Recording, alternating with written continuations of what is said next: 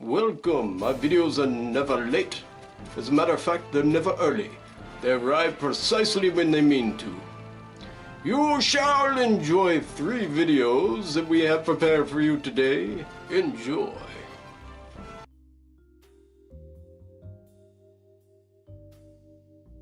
One. My dog loves car rides, so one day I'd agreed to pick up my niece from her middle school, it being 45 minutes away. So I thought it'd be nice, fun road trip for us all. I stopped at the gas station about halfway and forgot to let the dog out, just in case she needed to go, but didn't think anything of it because she spent a lot of time outside.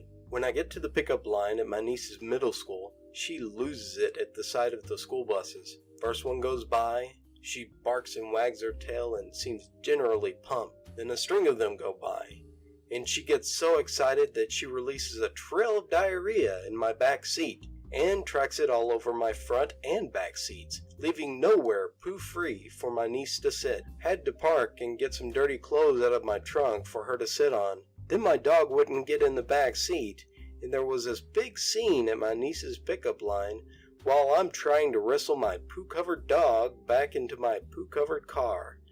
I feel like I've embarrassed her for life. 2. This happened back in May when I moved in with my boyfriend in our new apartment. My boyfriend is a firefighter and left me alone in the apartment for the first time in order that he could head to firefighting practice. I thought all was good and I went about my nightly routine. Boy, that was a mistake. So, I began to unload the dishwasher, which I had filled to the brim with dishes and other assorted items that needed washing, but was too lazy to wash. Like for instance, the knobs on the dials of the stove. The dishwasher had been done for a couple of minutes, and when I opened it, a small amount of smoke and a horrible smell came out. To my surprise, one of the plastic knobs had fallen to the bottom, where it was resting on the element of the dishwasher. Now, a normal person would see the plastic melting on the hot object and think to themselves, wow, that's a hot object. But instead, I reached into the dishwasher and tried to grab the knob. My arms are short, so I had to turn my head to reach it. I quickly realized it was not the knob that I grabbed, but the scorching hot element. My skin made a sickening sizzling sound and I cried out in pain. Yikes. So, I immediately run my hand under cold water, which helps only for a moment. For lasting relief, I turned to the freezer for some ice, knowing full well that you aren't supposed to ice burns. It seemed like the only reasonable solution that would help the searing pain radiating up my arm. I open the upper door, reach into the frost, and grab an ice cube tray. I pull it out, and, being my clumsy self, drop the tray. The ice falls and scatters all over the floor. I cry out in anguish and decide that the ice is still sanitary if I put it in something else. So I go to open the drawer for a plastic Ziploc bag, only to slip on a rogue ice cube and tumble to the ground, pulling the tablecloth on the kitchen table in the process. This spills salt and pepper on the floor, but luckily nothing else. My hand is throbbing at this point and my butt is sore. I crouch down and start shoveling ice shards into the small baggie. I finally think I'm going to get the sweet, sweet relief of cold on my burn. So, I stand up straight, only to smash the back of my head into the freezer door that's still hanging open. I immediately fall to the ground as bread and peas start raining down around me. Tears are silently rolling down my cheeks as I look over to see my baggie of ice had split open, and the ice was now mixed with breadcrumbs and peas on the floor. After contemplating my life choices for a small while, I managed to clean up all the mess, grabbed 2 frozen items, one for my head and one for my hand, and slowly shuffled my way to the couch, where I sat with my ice packs until the door rattled open and my boyfriend walks in, taking one look at me and he says, "Holy crud, you're a mess." 3.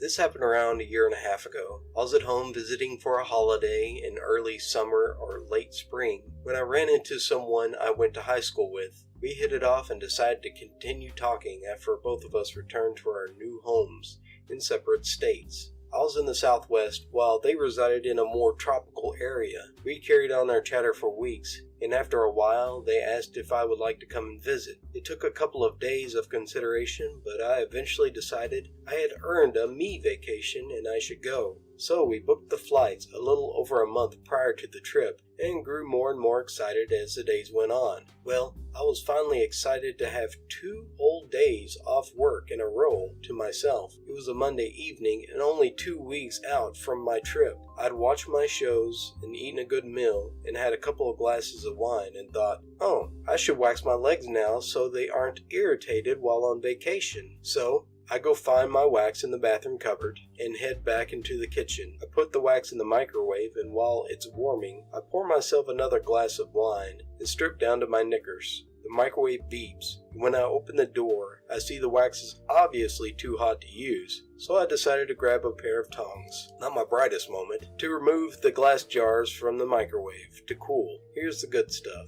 The jar obviously slips out of the metal tongs and falls onto the granite countertop. The jar bounces and splatters hot wax everywhere in the process. Still standing in my underwear after all this is said and done, I look at my hands to see they are covered with burning wax. I panic because I need my hands for work and beeline it for the bathroom to wash them off. I missed the entire door opening and ran my face into the corner of the doorframe, centered on my left eyebrow, and instantly bounced back onto the floor. I sat there stunned for a moment, remembered the wax, and went into the bathroom. In my panic, I couldn't wait long enough for the water in the sink to get cold, so I went back running into the kitchen. Why I didn't start at the sink is beyond me. Once I peeled all the wax off my hands, I was relieved, only to realize soon after that my abdomen, side, thighs, and various random spots were still splattered with the still burning wax. One spot on my stomach had instantly melted the skin away. In another panic, I did the first thing I could think of and grabbed the wax strip laying out and pressed them to all the visible wax and ripped them off with as much wax off as I think I could get. I called my coworker and friends to come help. She's also a mommy, and moms are the best with injuries. While on the phone with her, I was leaning over my kitchen sink, but somehow lost my balance and stumbled backwards, landing on my back and hitting my head on the tile floor. I stayed conscious, but I think my body was still in shock, and it felt like pain mixed with the effect of wine made me a kind of drunk I had never experienced before. She was on her way, so I peeled myself off the cool floor and laid on the couch.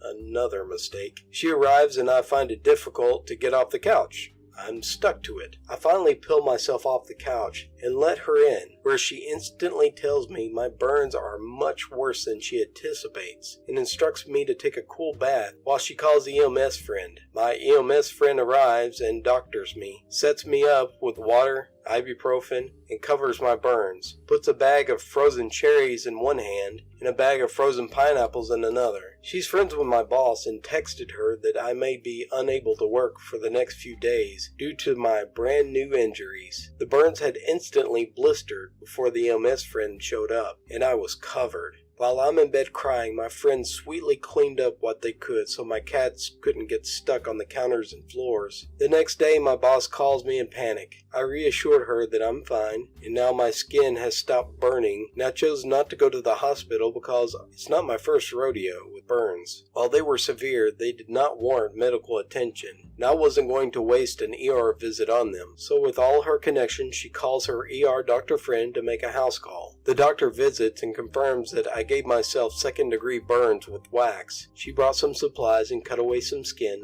taught me how to care for myself, and told me to follow up with her if I felt it was necessary, or if it was an emergency. I was out of work for 5 days, still had hairy legs, and wasted the whole pot of wax. Now I'm going to my tropical vacation filled with beaches and sunshine with big patches of gauze covering my thighs and stomach. It took a total of 5 weeks to heal, and I still have my splatter scars. But I learned my lesson, and I still don't drink wine.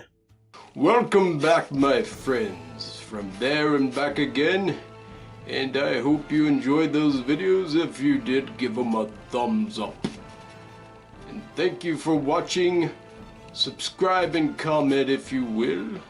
And I will see you later. I am the keeper of the flame of Arnor. A match. Oh.